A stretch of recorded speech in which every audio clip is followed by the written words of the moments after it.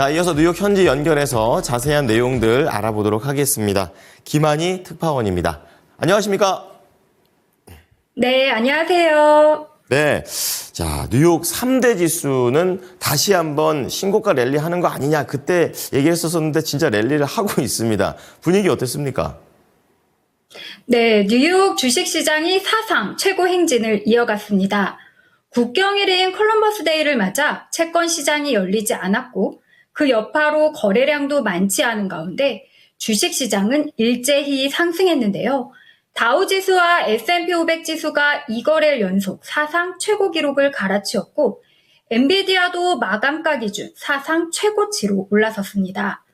뉴욕증권거래소에서 다우존스 30 산업평균 지수는 전장보다 0.47% 오른 43,065.22에 거래를 마쳤습니다. S&P 500 지수는 0.77% 높은 5,859.85에 나스닥 지수는 0.87% 상승한 18,502.69에 장을 마감했습니다. 오늘 엔비디아가 2% 이상 급등해 사상 최고치를 경신했습니다. 엔비디아는 전 거래일보다 2.43% 급등한 138.07달러를 기록했는데요. 마감가 기준 사상 최고치는 지난 6월 18일 기록한 135.57달러였습니다. 이로써 시총도 약 3조 4천억 억 달러로 불었는데요. 시총일이 애플과의 차이가 1,000억 달러 정도밖에 나지 않아 바짝 따라잡은 겁니다. 최근 엔비디아 주가는 지난 2일 젠슨 왕 최고 경영자가 블랙웰 수요가 미쳤다고 발언한 이후 연일 랠리하고 있는데요. 다음 달 20일 분기 실적 발표가 예정된 엔비디아는 현재 월스트리트 담당 애널 65명 가운데 93%가 주가가 더 오를 것이라며 매수를 추천하고 있습니다.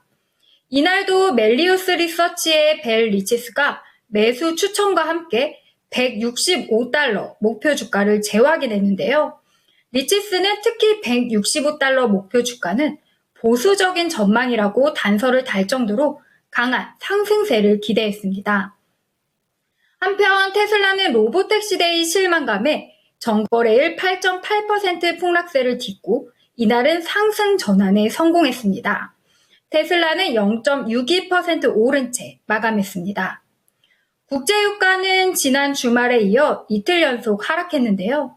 오펙이 올해와 내년 전 세계 석유 수요 전망을 하향 조정하고 세계 최대 석유 수입국인 중국의 석유 수입이 5개월 연속 감소했다는 발표가 유가 하락을 촉발했습니다. 국제유가 기준물인 브렌트유는 지난 주말보다 1.99% 하락한 배럴당 77.46달러로 밀렸고요. 미국 유가 기준물인 서부 텍사스 원유는 2.29% 급락해 배럴당 73.83달러로 마감했습니다. 자, 이렇게 3대 지수 중에서 이제 2개의 지수가 계속해서 사상 최고치를 경신하는 배경 속에서는 3분기 실적에 대한 시장의 기대치도 녹아있는 것 같아요. 이러한 부분들은 분위기 어떻습니까? 네, 투자자들은 콜럼버스 데이를 맞아 거래량이 평소보다 줄어든 가운데 지난주 후반부터 본격화된 3분기 기업 실적을 주시했습니다. 지난주 금요일 본격적인 실적 시즌 돌입을 알린 JP 모건 체이스, 웰스파고는 예상을 웃도는 성적표를 공개하며 증시 낙관론에 불을 붙인 상태인데요. 내일은 뱅크 오브 아메리카, 골드만삭스, 존슨앤존슨 등이 실적을 내놓는데요. 이어 모건 스탠리, 유나이티드 항공, 넷플릭스, P&G 등도 이번 주 실적 발표를 앞두고 있습니다. 뱅크 오브 아메리카에 따르면 현재까지 분기 실적을 공개한 S&P 500 상장사는 약 30곳으로 수익 컨센서스 평균 5%가량 상회한 것으로 나타났습니다.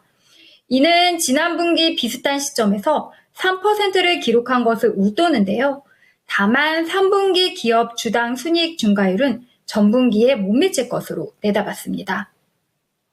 로스 메이필드 베어드는 사상 최고치를 기록한 시장 심리가 현재 약간 확대된 것일 수 있다면서 선거를 앞두고 마지막 3, 4주간 변동성이 커지는 것은 놀라운 일이 아니라고 짚었습니다.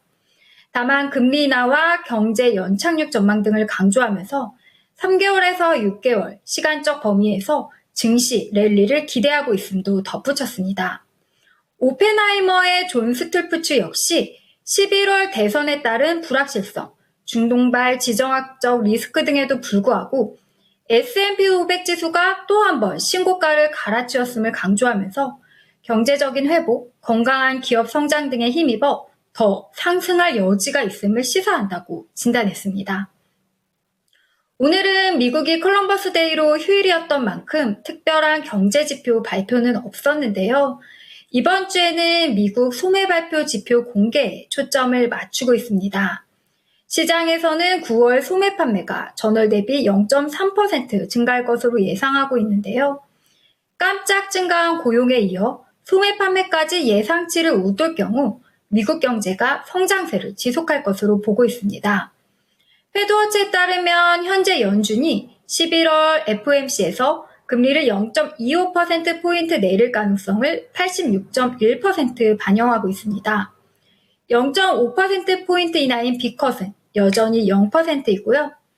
크리스토퍼 연준 이사는 이날 데이터에 과도하게 반응하고 싶지 않으나 전체 데이터를 볼 때 9월 회의보다 금리 인하 속도가 더 신중하게 진행돼야 함을 시사하고 있다고 말했습니다. 닐 카시가리 미니애폴리스 연은 총재도 이날 연설에서 완만하게 기준금리를 추가로 인하하는 게 적절하다고 말했습니다.